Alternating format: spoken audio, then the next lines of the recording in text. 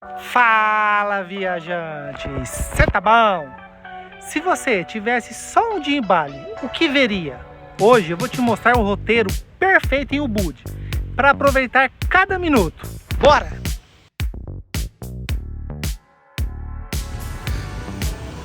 Eu podia começar o dia no meio do trânsito caótico de Bali, mas preferi fazer diferente. Logo cedo, deixei o barulho da cidade para trás e fui em busca de algo mais autêntico. Essa trilha aqui.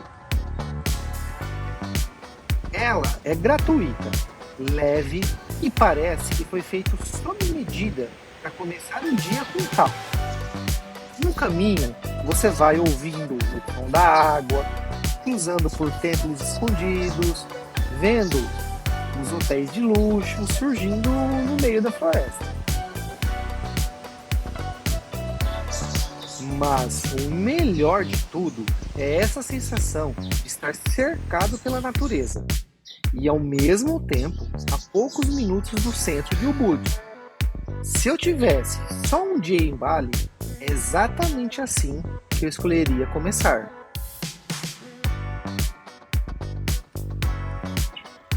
Depois da trilha, você chega nesse vilarejo que parece uma mistura de dois mundos. De um lado, cafés charmosos no meio de arrozais, restaurantes e lojinhas cheias de cores. Do outro, a natureza ainda domina cada canto por aqui. É o tipo de lugar onde você encontra desde quadros pintados à mão até um pé de coqueiro carregado de frutos. Lembrando que tudo isso está no coração de Bali. Tudo está emoldurado por bandeiras vermelhas e brancas que reforçam o orgulho da Indonésia. Aqui o tempo parece desacelerar, mas sem perder vida. Gente passando, risadas, balanços que se movem. Um vilarejo simples, mas que guarda a essência de Ubud, antes de voltar para o centro e encarar um novo ritmo da cidade. Aqui é aquele contraste que você tem que conhecer, não pode deixar passar batido.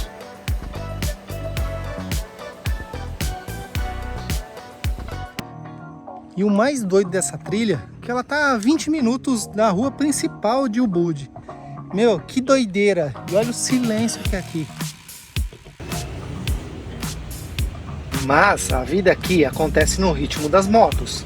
É buzina de um lado, gente atravessando do outro, e no meio disso tudo você tenta achar espaço. Parece caótico, mas esse é o retrato mais real do dia a dia por aqui. Andar por Bali não é fácil. Olha só, cadê a calçada? As motos disputam cada centímetro da rua. Buzinas viram trilha sonora por aqui. E você precisa se equilibrar no meio dessa confusão toda. Mas o mais curioso é que no meio desse caos todo, quem observa de camarote não são só os turistas. É a própria vida selvagem, parada, encarando o trânsito como se fosse parte da paisagem deles. Depois de atravessar o caos da cidade, cheguei ao lugar mais famoso daqui, a Floresta dos Macacos. Uma floresta sagrada, tomada por centenas de macacos que vivem totalmente soltos entre os templos e os turistas. Cheguei até a portaria, mas decidi não entrar, porque o que realmente me fez pensar duas vezes foi o risco que os macacos são selvagens por aqui, e a raiva é uma doença real na Ásia. Uma mordida poderia comprometer todo o meu rolê. Eles são uma experiência única, vale muito para quem tem apenas um dia por aqui. Mas também é um lembrete de que, por trás das fotos fofas, existe sempre um lado mais sério que nem todo turista percebe.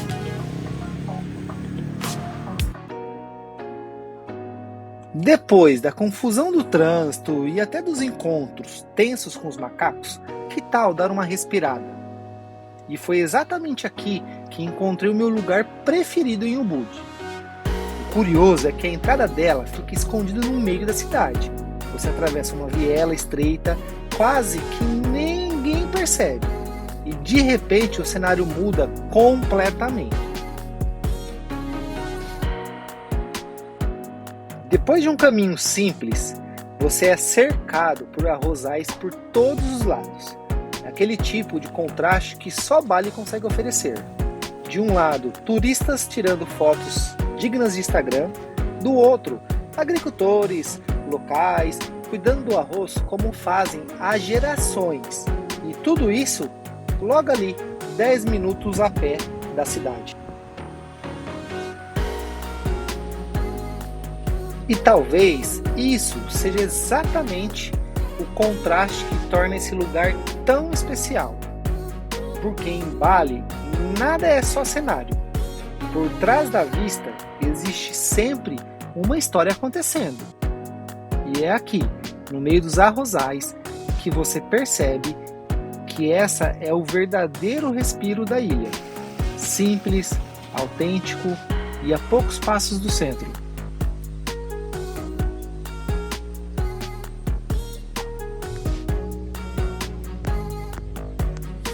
Um lugar onde o simples ainda resiste, mesmo cercado pelo turismo. Aqui, nada é encenação, é vida acontecendo crua e autêntica. Esse contraste é o que faz Bali ser inesquecível. Mas agora é hora de voltar para o centro e encarar de novo o outro lado da ilha.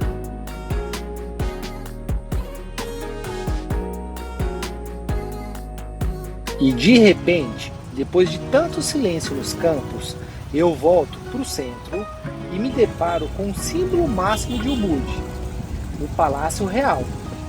Aqui, a história não está escondida em museus. Ela pulsa no meio da rua, entre buzinas e turistas tirando fotos.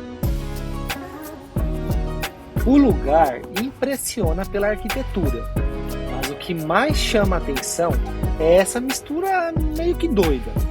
Um espaço que já foi exclusivo da realeza e hoje é um cenário aberto, atravessado por gente do mundo inteiro.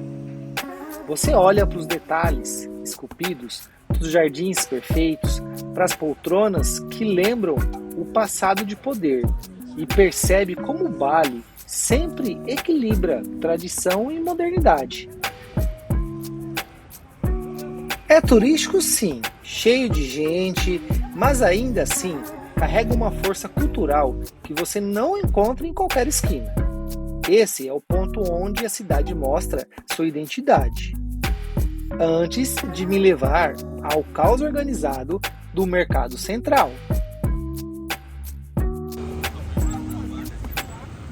Depois de passar pelo palácio e mergulhar na história, não tinha como encerrar o dia sem atravessar a rua e conhecer o mercado central de Ubud.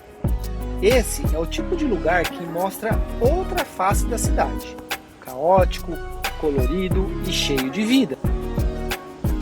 Aqui você encontra de tudo, de lembrancinhas a roupas, mas mais do que comprar, a experiência é negociar.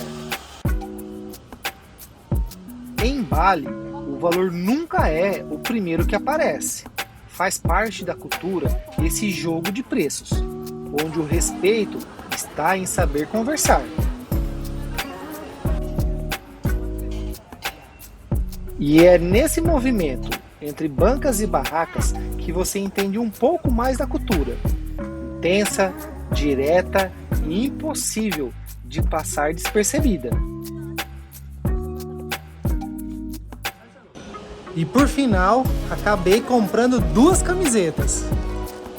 Aqui você precisa negociar tudo, e negociar muito bem negociado. Pra você ter uma ideia, uma camiseta, eles queriam me cobrar R$60. Eu consegui comprar 2 por R$40.